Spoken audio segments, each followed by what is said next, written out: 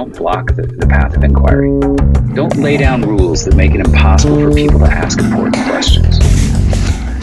Welcome to the Thought Stretchers podcast, where we hope to stretch your thinking about important issues in education through rich inquiry.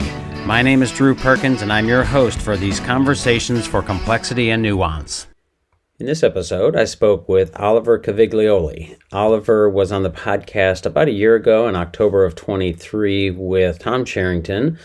We were talking then about their book, Teaching Walkthroughs, and he was the visual graphic artist for that and also is responsible for the visuals and graphics for a number of books, especially in the science of learning kind of arena and movement. What we talked about here was his view on cognitive load theory and a reframing of it. Certainly an interesting conversation, partly because of the way that he thinks about writing things down and how that can affect our working memory. But also towards the end, we start to talk about some of the science of learning sort of rigidity and things that are held as sort of truths, but not necessarily so, and some of the problems with that. So, as always, I enjoy the conversation with Oliver, and I hope you find it helpful. I am with Oliver Cavigioli, and happy to have him back on the podcast. I don't know when it was that you and Tom were on, but it's been some time. But welcome back to the podcast. I'll give you an opportunity to reintroduce yourself, and among other things we're going to talk about is your sort of reimagining of cognitive load theory, and probably some other things that are related. But like I said, welcome back, and give folks a refresher on who you are. Hi, hello, I'm Oliver Cavigioli. For a decade, I was a principal of a special school, and spending most of my life in special schools meant that much of what I hear now as cognitive science, I recognize immediately because it was the bread and butter of what we did in schools, and it was known as behaviorism. So I like that kind of shift in marketing. And the last 20 years I've been training, and the last dozen years I've been looking at creating visual explanations of abstract educational concepts, which is impossible here using words alone, but that's kind of what I do. And I tend to always work in partnership, and my most successful partnership was with Tom Charrington, and we created the Teaching Walkthroughs, which are 5-step guides of teaching techniques in 3 volumes. And recently we've just issued a learning walkthroughs. So letting kids know the other side of the learning and teaching loop, what they might need to know. I wasn't aware that you had put the learning walkthroughs. So I think we talked about the teaching walkthroughs when you and Tom were on. So now I'm interested to know more about the learning walkthroughs. So, one of the things that we had corresponded about, just to give folks a bit of a background of why we had decided to talk, and then we put it off because of my mother's injury and so on and so forth, but cognitive load theory being something that is obviously prevalent in the science of learning community and movement, and how we think about that and how it's used. And you had, I think, made a presentation on cognitive load theory as it Reframed, and shared your PowerPoint slides, which, as we were talking before we hit record, is helpful, but certainly not all of the story. So maybe start with, for folks who are not familiar with cognitive load theory, just generally conceptually, and then we can kind of get into your reframing and how you think about it. Well, cognitive load theory is not so much a breakthrough, because psychologists have long known that we have a small working memory. I mean, and what that means, I'm going to use a longer word to explain it, but I think it makes it clearer. Working memory still sounds very technical. Is consciousness or awareness. How many things can you be aware of and think about at any one time? And obviously, it's not many. So if you want children, your students, to listen to you and think about what you're saying, then you could give them a hell of a lot of stuff to think about, and they won't be able to think about it. It's as simple as that. So I've been in communication with teachers recently, and really, teachers over the centuries have always known if they're able to teach more than a year, that means they've survived. If they've survived, they know that they haven't made children feel stupid and confused and overwhelmed. So we've got everyday words for it: confused, overwhelmed, submerged. So they're all everyday words before we have the scientific sounding word cognitive load.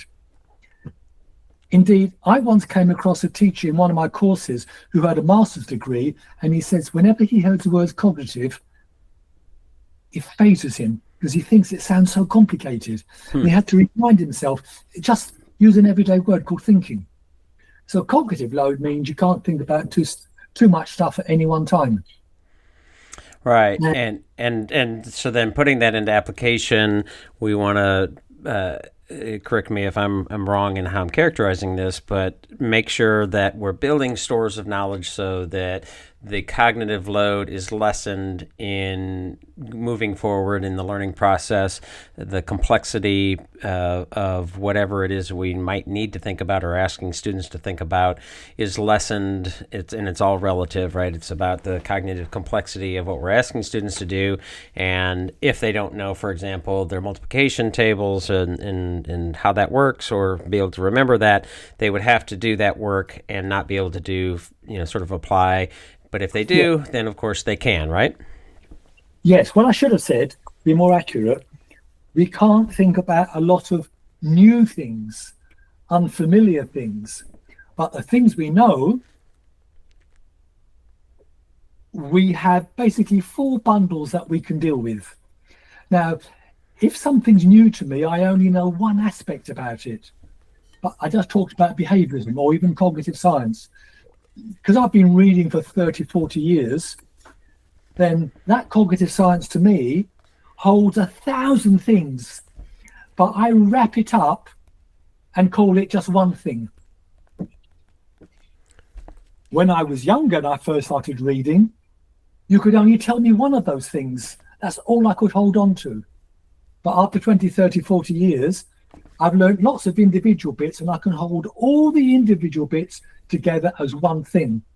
That's why knowledge helps you deal with new information. Mm-hmm.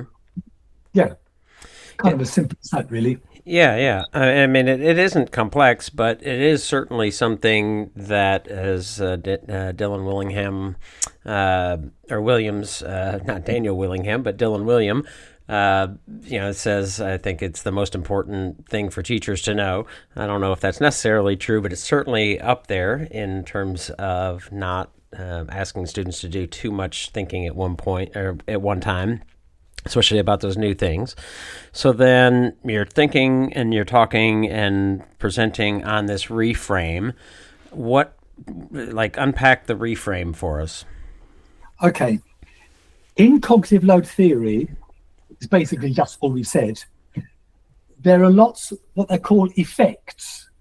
That's to say, when you see this theory applied, here are the problems you see in classrooms.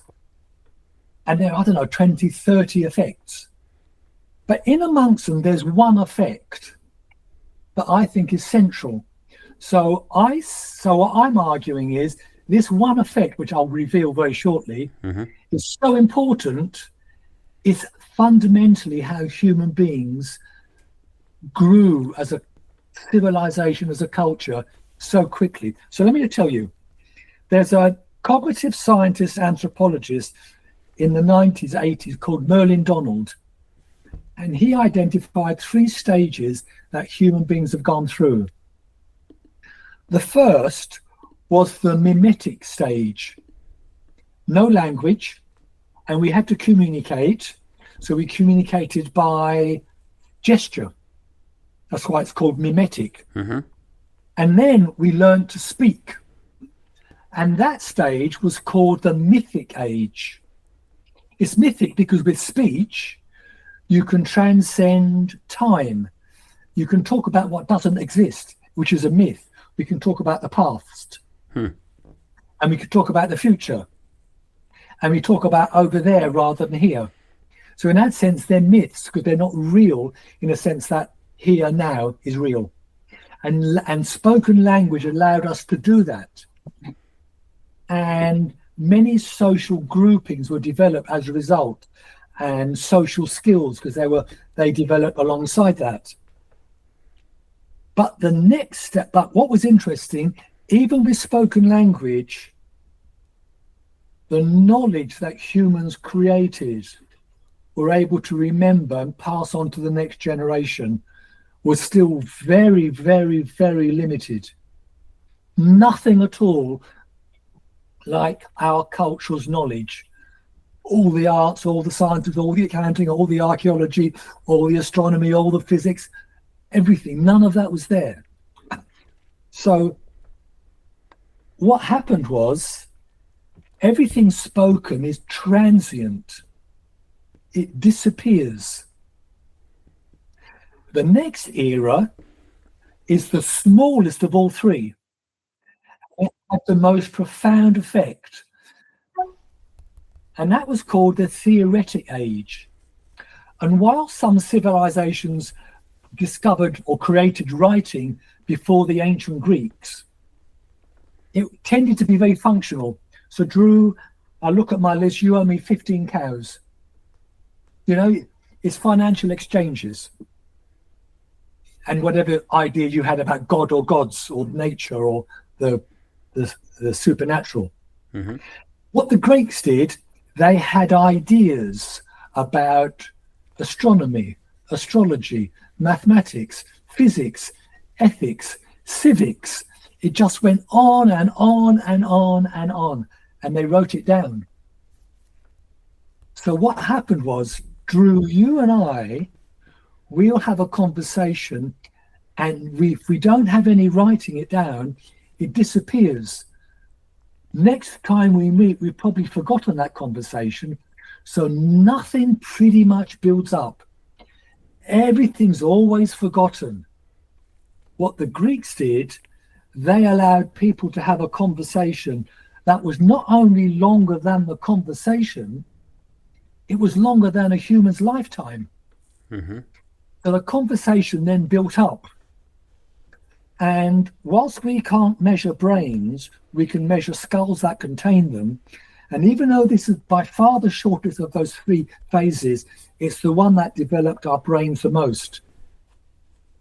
So human intelligence, human communication, and human knowledge just skyrocketed from that moment when we could write things down. It's by far humankind's biggest breakthrough, because we found ways of combating transience. And there are two things about that. He called writing the external storage device. So we're able to store ideas external to us. And I can access my thoughts, your thoughts, and people I've never met thoughts, and people who died 100 years before thoughts, as they built up arguably each other and knowledge gradually built up. From an individual personal point of view, if you consider, if I'm sat at a desk with some paper and a pen at a desk, then if you capture that area that I see with my eyes and I can reach with my hands and put a little dotted line around it, he called that the external memory field. And he says, in essence, in practice, in function, that is your working memory. That is your working memory. So without that, I could think perhaps 3 or 4 thoughts in my head. Mm-hmm. All I can deal with. If I put them down on paper in front of me, I can deal with 15 thoughts. Almost unbounded working memory capacity. And that's the reason human beings developed so rapidly from that moment. So knowledge becomes a collaborative affair. Not just with those around you, those in different parts of the world, and those from different ages. And it always builds up. occasionally someone burns all the libraries they think are in the world, but they all get replaced again and continue to build up. So when you look at the different effects in cognitive load theory, you'll see that many of them are applications of the transient information effect. But I'll start with that one. Sweller says, when a teacher speaks to his students, he needs to be really aware of the fact that those words disappear instantly. Everything's always disappearing. And in a way, in that interchange between teacher and pupil, we're almost living the evolutionary development. That's like the middle stage, the theoretic stage. We can communicate information, they can go back and forth, and they're satisfying, and we can develop a bit. It's always limited. Because next time you see me, if nothing's written down, you almost got to start almost right over again. Once you put things on paper, it changes. By the way, when you look at psychologists have been reported their disappointment that the promise of learning through video was never realized. Because of course, every frame you see on a video instantly disappears. That's how we get motion. So the thing about a video, even though you can go back and play it again, everything disappears. And that's why they found simple black and white line drawings. One, because they exclude information you don't need to know. It helps you focus on what you need to focus on, and it doesn't disappear. So when you look at something which is supposedly separate, called the split attention effect, that's where you say you have a map or a diagram, and then on the other page, say, you have the key, the legend. So you look at the map or the diagram, and the map is in your sight of your eyes. You turn your head to the other elsewhere to find the legend, and guess what? The map has disappeared from your eyes. So you have to remember what you saw to then find the bit of the key that makes sense. Really difficult. Then you say, right, I'll concentrate on point number 2. I've got that in my head. I go back to look at the map and the points disappeared. So this is called split attention. You can have split attention temporally when you say things at different times. In essence, what's happened is, and this is where I want to talk about cognitive load theory in many ways, is what humans have always known. So you've been aware of the phrase, I guess, out of sight, out of mind. Out of sight, out of mind really captures what cognitive load theory is and the transient information effect. In that sense, it's no more complex than everyday wisdom teachers have always known. Out of sight, out of mind. And there are others. Do you know the split attention effect was discovered when they were doing the worked examples? You know worked examples? You go step by step. Yeah. We found out by chance, which was a fantastic strategy, and in some instances, it showed it didn't work at all. No effect whatsoever. When they investigated, what they found was within the worked example, there was an instance of split attention.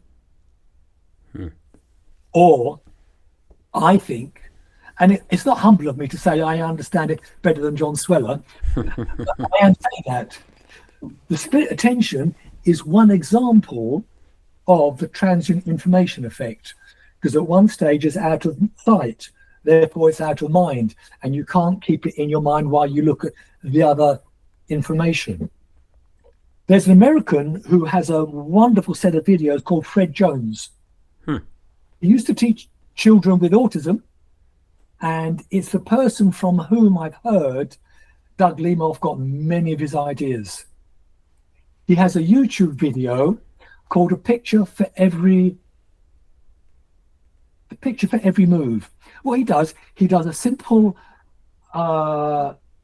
multiplication, And he does it the normal way. This, then you do this. So if you make it a chalkboard, he's doing it this first move, then you do that. You look here, and then again, there you are, boom.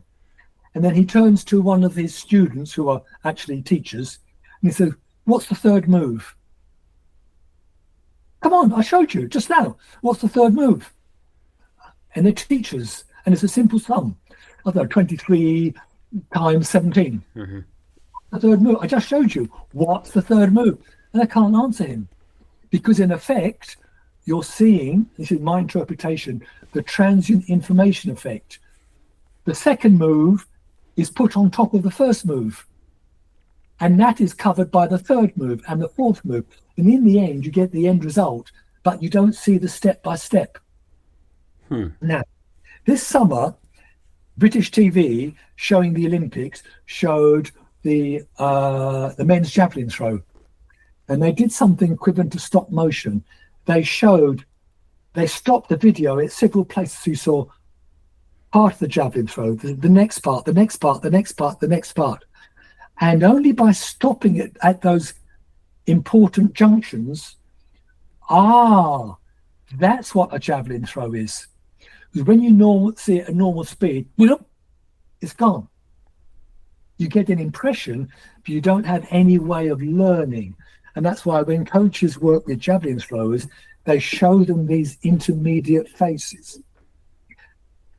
When teachers do a worked example, and they say, then you do this, then you do this, they're covering each of the steps with the subsequent one.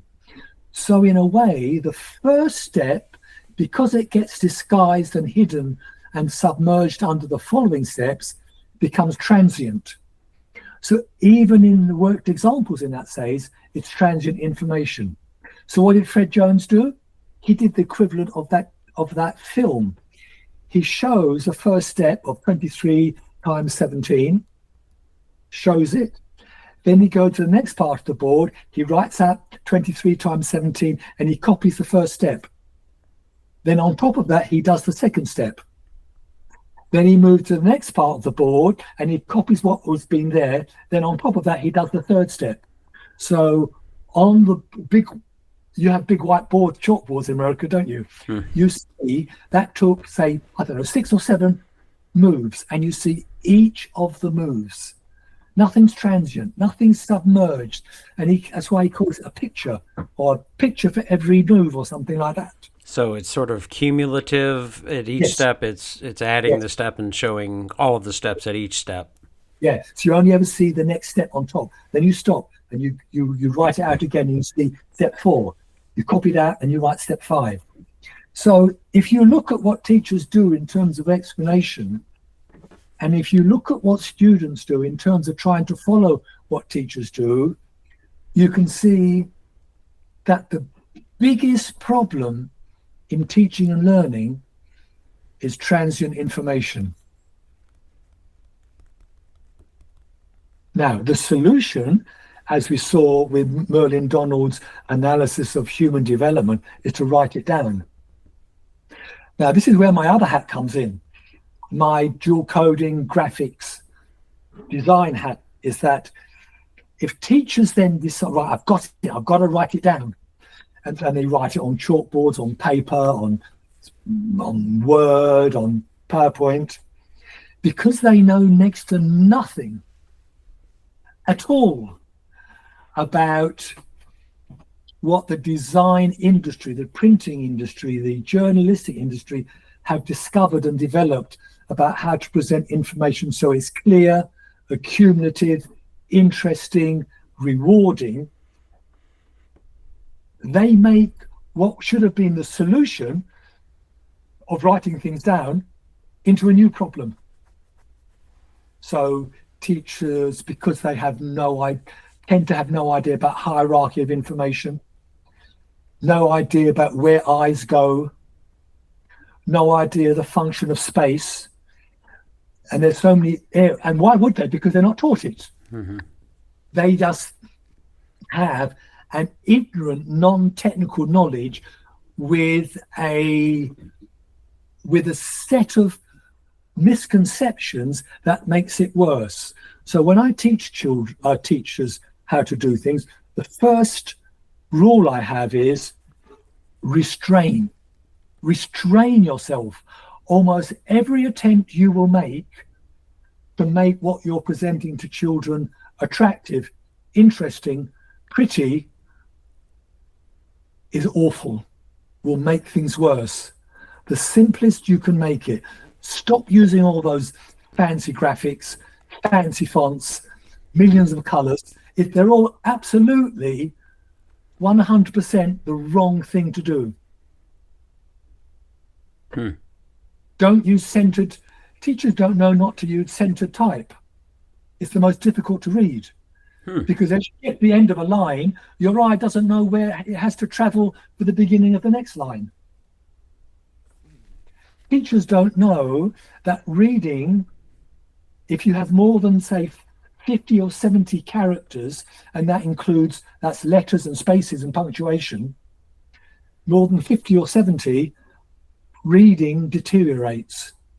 Speed and comprehension deteriorates. Yet everywhere I see teachers writing right across an A4 piece of paper.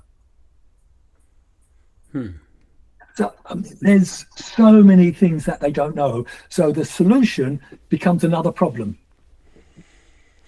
So reframing cognitive load and see that the individual development and the individual interaction between teacher and pupil is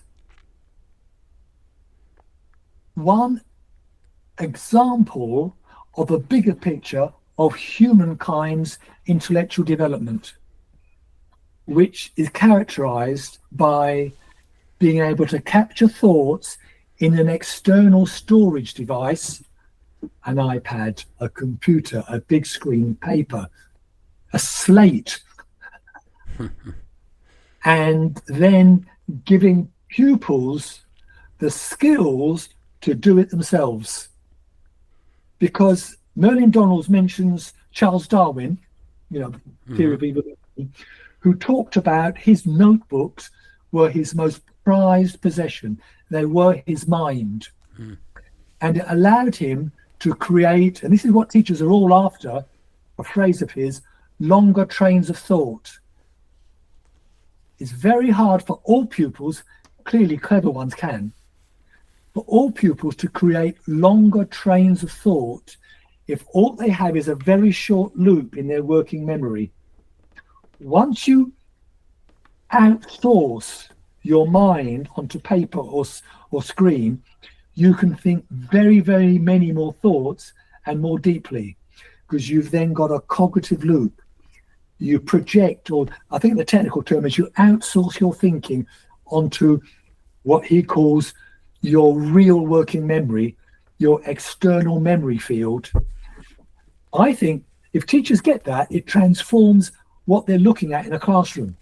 If they look at a classroom of pupils with their desks and a sheet of paper in front of them, then if they put an imaginary dotted line between the desk and the child's head and torso, that is their working memory. So if that's really clear, that's what you see, that's your understanding and your perception, how could you work then so students can create those longer trains of thought, sustain more attention, have a sense of building knowledge, because they're working in a loop from a thought, seeing how it looks on paper, manipulating the paper, a sentence, a word, a diagram, looking at it, seeing their mind, evaluate it, understand it, then they go back out and they adjust it. You have this, and we all do it naturally. See, when I'd say this to teachers, it's like a surprise, because they're all there with their notebooks taking notes. They don't understand how significant it is. So if teachers with their mature adult big brains are having to capture his writing, how much more so must students? Less knowledge, less development, that interplay. You can do it in any other, there's no one way to do it, but there's an interplay. Create that loop and have children think that what they're doing on paper or screen isn't merely to prove to the teacher they've learned. That's probably the least powerful thing. Mm-hmm. It's not to prove that you've learned, it's a mechanism to learn. Writing is probably the most powerful learning tool there is.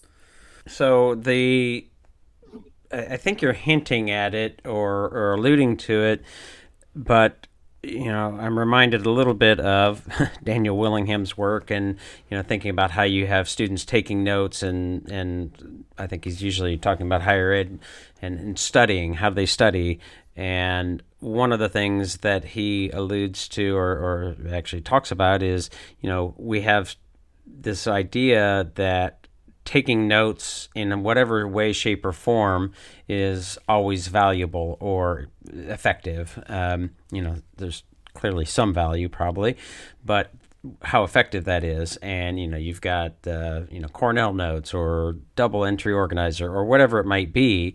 And, I'm reminded of how I would think about taking notes, and it resonated with me. And his suggestion is that taking notes, however you're going to take notes, don't focus on how you're taking notes, because it's almost getting into the cognitive load piece. You're thinking so much about the format of taking notes that you're not actually interacting with the thinking that you're trying to get down. And so, if I'm understanding you correctly, we want students and adults as well to write things down, because that's their store of knowledge, but in a way that is more than just, as you said, writing to show the teacher, but writing to learn, to show how it's interacting, and what are the important questions, or some version of that that's actually getting your brain to think about what you're writing, as opposed to just writing it blindly. Is that what I'm hearing? Yeah. What I'll say is the main problem is I don't hear enough of conversation about the specific phases of note. Whatever style you want, the first thing is you have to capture stuff. Doesn't matter if you don't understand it, you just need to capture it. So if you consider that thinking is manipulating ideas, right? If you go with that idea, you use the word manipulating ideas as a metaphor. I'm talking about it physically. Okay? So first of all, you can't manipulate that which isn't there. So teachers need to slow down. The first step is just capture stuff. Once you've captured it, then it's there, then you can inquire into it. So then you can ask questions, and you can have any activity with the person themselves or with a partner asking questions, and then you can develop it in any way. And then you start perhaps manipulating it there's a number of ways that you can manipulate them. And you're away with writing. So I'm reminded, my youngest daughter is working on, the other night she was doing some math work, geometry work, and something with angles, and I was trying to help her, and it's been a little while since I've taken a look at that kind of material, so I had to really think about and do some investigation myself. I said, did the teacher tell you, did you take notes? And she had written notes. And to your point, though, she didn't quite, the notes were there, so she had something to work with. And there was enough clarity that I could see why she had written those notes, but she didn't have an understanding of the concepts at that moment to make sense of those. But to your point, then we said, well, what about this? And let's start playing with those. If it's clay, you're starting to form it. Exactly. Right. Exactly. And then it starts to become, okay, now this has become a bit more clear. But had she not written that down, I would be left. And I have been in situations with her where she hadn't written anything down. She said, well, the teacher told it to us, but I don't remember, or I don't even understand it. With just spoken, when it's not captured, there's very little possibility available. Very little possibility. If it's captured, even if it isn't developed, dissected, analyzed, reconstructed in a different way, all that is by definition possible with that which is captured. If it's not captured, you can't do anything with it. You can't do anything with it. Yeah. It's just the clever ones will remember, and everyone else like me will forget. If it's captured, you've got time, you can slow down. At the same time, that means a teacher can slow their thinking down, and they can then start explaining. But when I see this, this stands out first. Why? Because it allows me to do this. It's not just the words, it's the interplay of words and looking at something. Mm-hmm. None of it's possible. So I know you've got a slide in this slide deck on metacognitive loop, and I think this is kind of what where I'm hoping to go, or what I'm going to say here I think is related, but maybe not. I'm curious. I have all these conversations, if you want to call them that, on X or Twitter, and sometimes on the podcast about science of learning and direct or explicit instruction. Of course, cognitive load theory and knowledge is all a big piece of that. And I actually contend that there should be, in science of learning kinds of approaches, that there is and are opportunities for what you're talking about, that sort of playing with ideas and what I would say is helping get to some of the deeper learning. I think that inquiry is a big piece of that, and I actually think that inquiry and science of learning are not opposite kinds of concepts.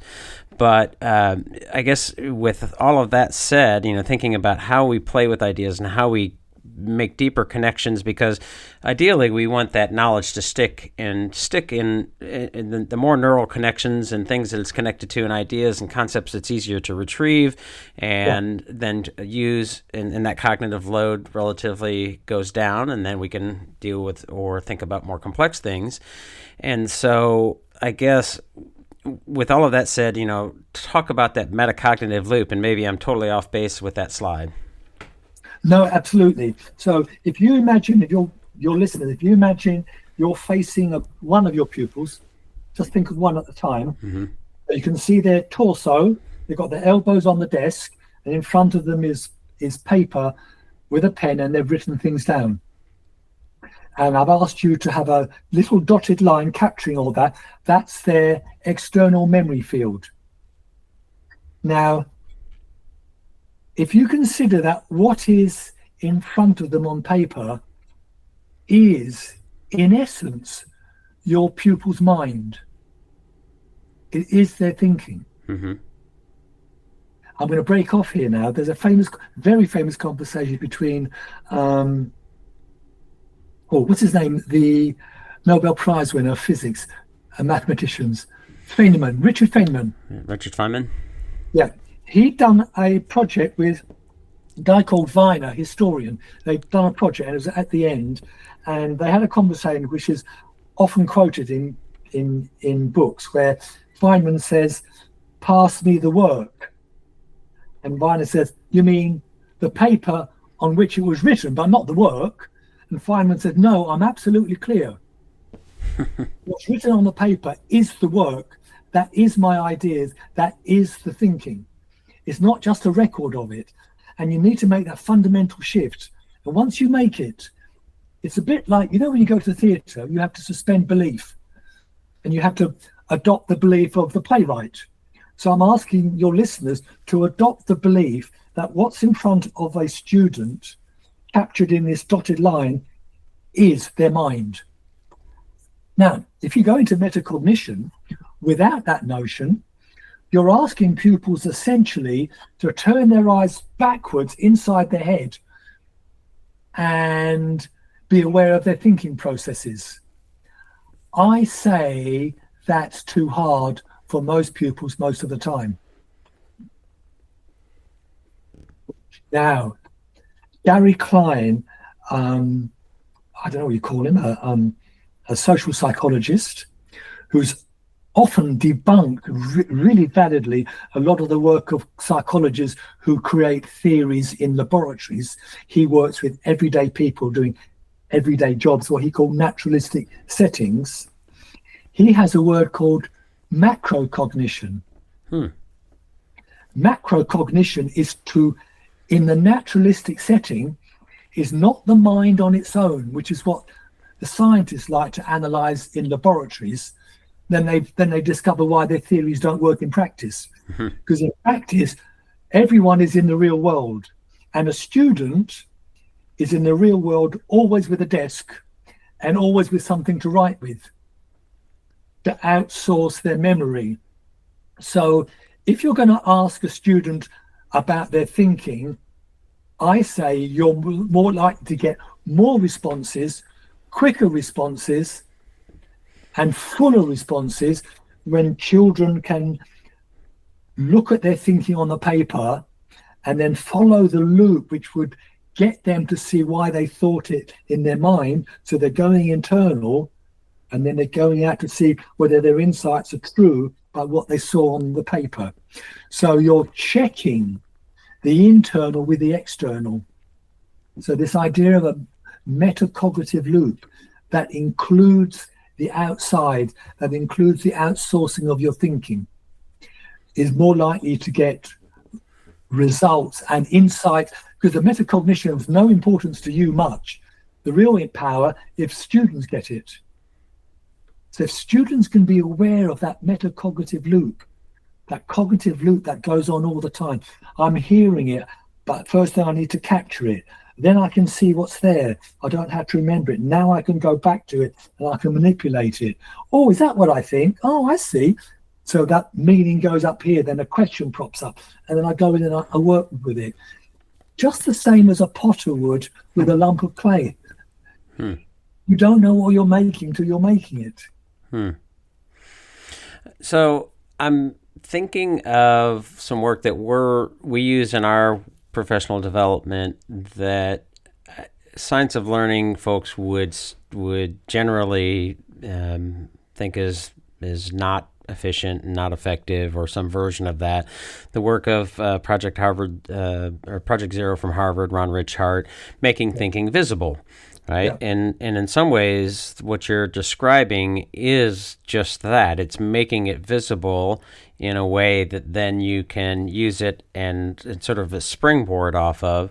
It's not the only reason that I think making thinking visible is important. And you also have a piece here about collaboration and the sort of shared group memory, and we can talk about that.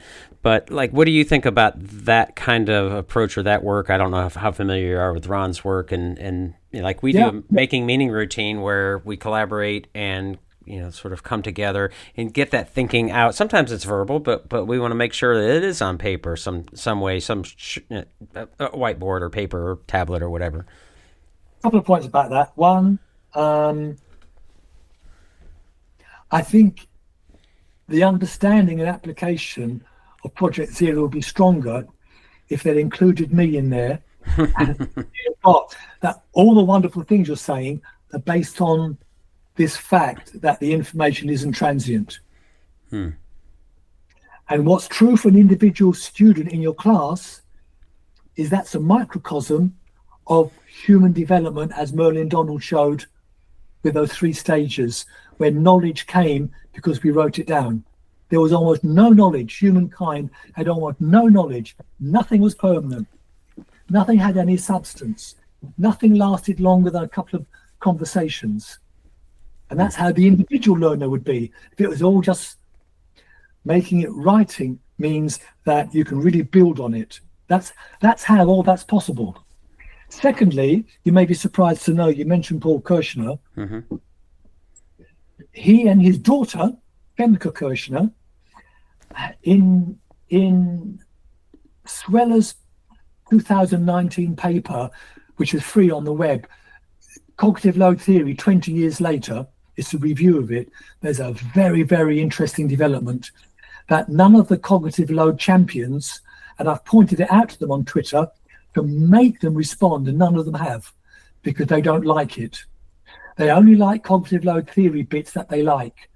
So cognitive load theory has gradually, very slowly, decades late, caught up with cognitive science, where cognitive science's notion of the mind is far bigger than the brain. So there's embodied cognition, where gestures and other sorts of things help us to store knowledge that takes up no cognitive load. And there's loads of research now as part of cognitive load theory. There's another extended mind notion where we put our thoughts onto paper, as I've just been describing, the extended mind.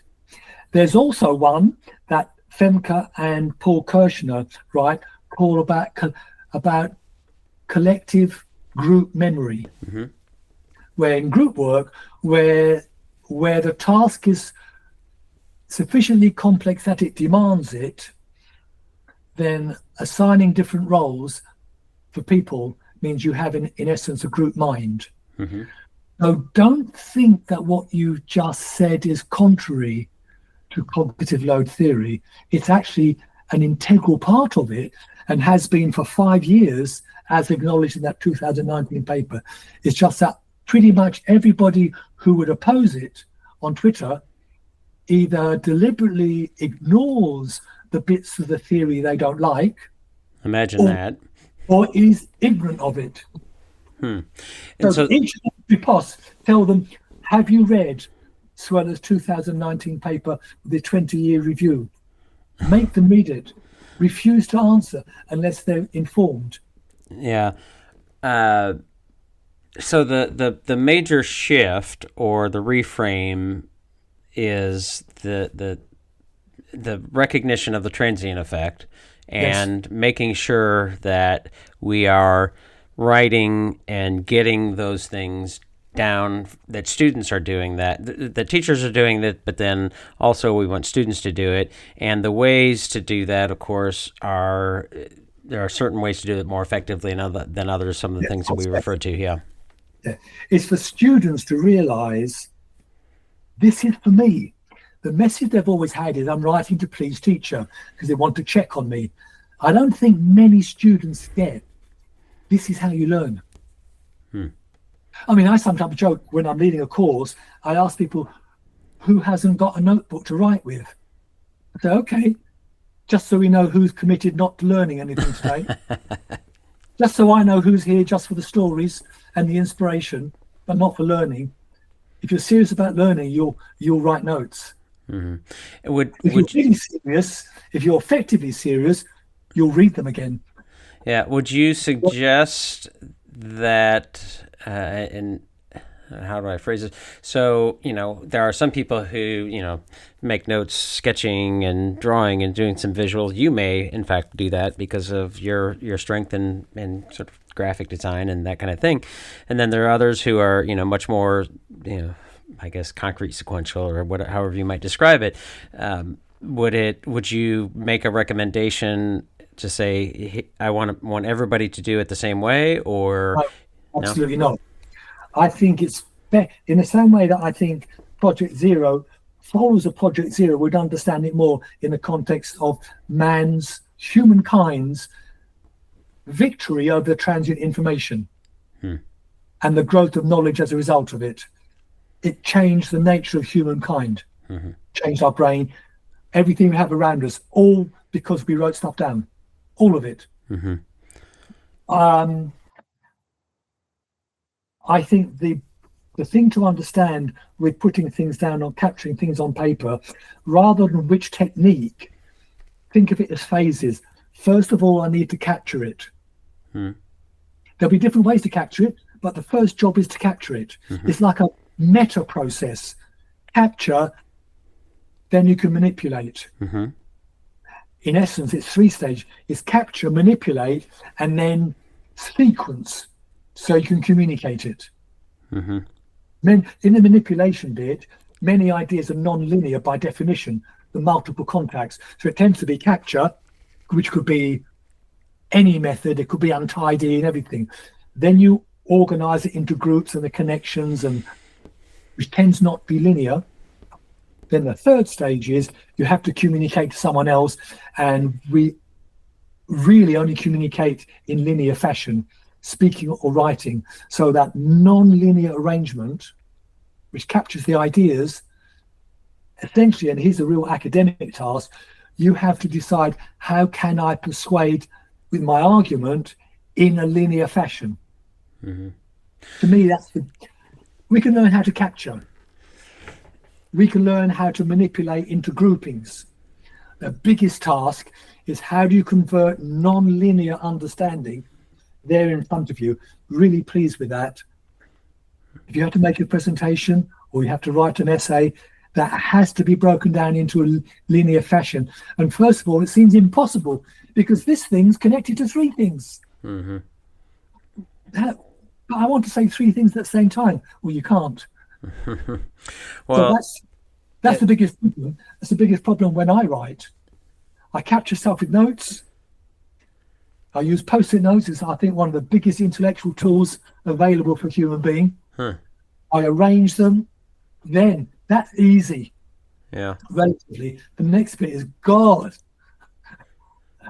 How do I create a theme, a story, a linear narrative across that? Yeah. Well, I think that you're getting at, I was going to ask this question. There's two parts to it, and I think they're related.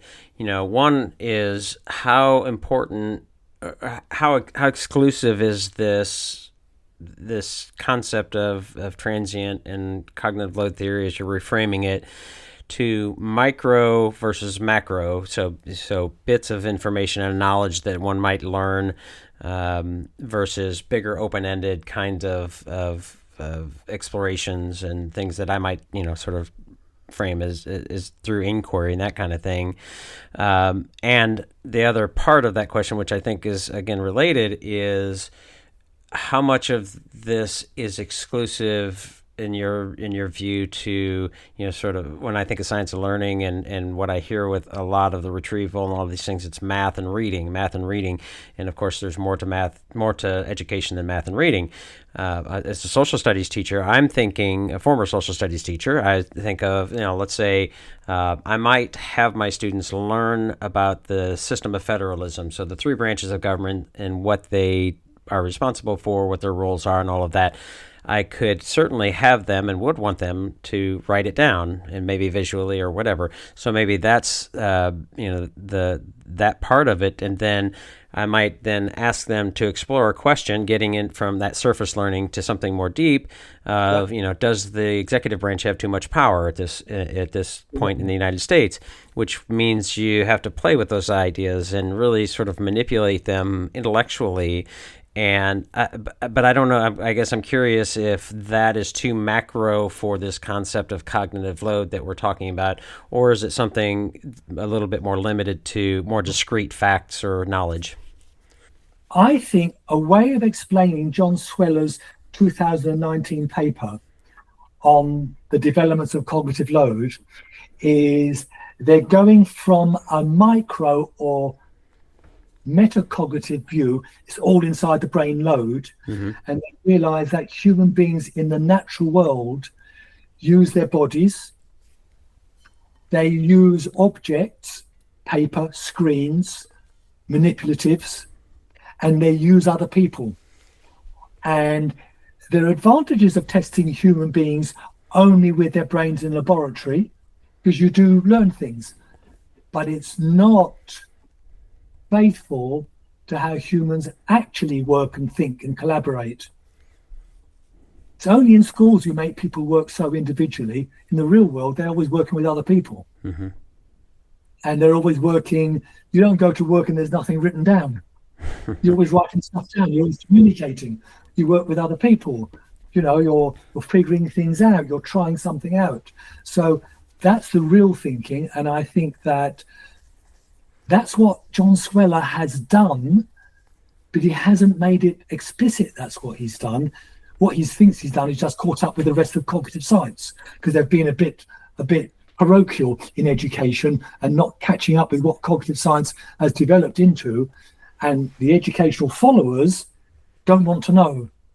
They just want to know a simple story that's based on undergraduates in laboratories being tested on this very simple, unambiguous task, which does reveal something about the mind, the information processing capacities, but that isn't the whole story of cognition in the real world, in Gary Klein called the naturalistic settings. Yeah. Well, that's kind of what and you and I have talked about this and messaged about this, is my view. There's two things when I think about the sort of loudest voices, or some of the loudest voices of the science of learning movement, is that there's a rigidity and narrowness that in one ways, it's almost like you're talking about like this sort of laboratory kind of mindset. And what I push for and press for is yes and, right? So yes, we want to make sure that that knowledge and that we're doing effective and lots of times efficient instruction. But then there's more, and we want to use those in conjunction with one another so that we can get to the deeper learning kinds of pieces, of which I think inquiry is a big piece. And again, I think it's a matter of almost tribalism. Like the people on one end can't acknowledge that direct or explicit instruction could be helpful, and the folks on the science of learning, they say, inquiry is terrible for kids. And it's like, well, come on, like it's much more complex than that, right? I've got a question that I think sums up what you're saying, which is what if I got into such a conversation, I don't bother now, but if I did, I'd say, the first question that drove you is, how can I get kids to remember stuff? And it was nothing more complex than that. That was the question. And then everything else was an answer to it. So my question now is, what if you could get your kids to remember stuff? Then what? They don't think what comes next. So it's an integral part. Knowing is an integral part, but it serves something bigger than just knowing. Yeah, I like that. So what if they could remember? What if they were perfect in retrieval practice? What could you do with it? Then what would you work on? Right. But they don't ask that. And I think the change of government in education at the moment, and the fact they've had a dozen years in England saying the same things, just tell them, just tell them, just test them. That's what it is. Just tell them, just test them. Just tell them, just test them. Yep. So that story is boring, it's insufficient, and it's never ever addressed the early years of children. Anyway, obviously so. So that needs to be challenged. So what if you were successful? What would you do then? Yeah. I like that question. I know you got to go, and I want to ask one last question. Hopefully. When we're thinking about cognitive load theory, I was having this conversation with a friend of mine who works in, the Department of Education kinds of roles, and they're trying to think about how they can help teachers get to deeper learning and use cognitive science and use science of learning, all these kinds of things, cognitive load theory being a big piece of that. One thing that it seems intuitively true to me, and I don't have evidence, and I don't even know if there is evidence, and I'd love to see people study it, but it strikes me as intuitively true that really what we would call rich inquiry could help students reduce cognitive load on maybe this is more of a macro kind of thing, but help reduce their cognitive load, because the sort of intellectual seduction ideally is really greasing the wheels, and when we're really intrinsically motivated to do something, our receptiveness or openness is different in a way that if it's more traditional and just tell them. So this is so great. There's a guy on Twitter called Christian Bokhover. Love him, yeah. I try to get him on the podcast. He won't come on. Fantastic. Initially, John Sweller and the whole team didn't pay any attention to motivation. None whatsoever. Had no effect. They assumed that every student was gung-ho and motivated. All those very naive, arrogant attitudes they've come to find out for themselves are so limiting, intellectually naive and limiting, that they're now trying to find ways to incorporate it into cognitive load theory, which means that the theory, as Christian Bokhover criticizes, is a very poor theory. It's not a theory of learning at all. To me, it's a theory of how to stop learning happening. It's a theory of constraints. So it's almost like, before you teach, here's some simple things. Don't speak too fast. Don't introduce too many new things to your kids, and don't go on so much. Those three things. Because the thing about cognitive load, it sounds so scientific. Guess what? you can never ever see cognitive load. A teacher doesn't know what the cognitive load of a child is, because underneath the theory, you know how it works. You know the Likert scale. You get people to report 1 to 5. Yep. So most of the people who you talk about, they laugh at self-reporting. Never ever base anything on student self-reporting. Yet cognitive load is based entirely on student self-reporting. Right.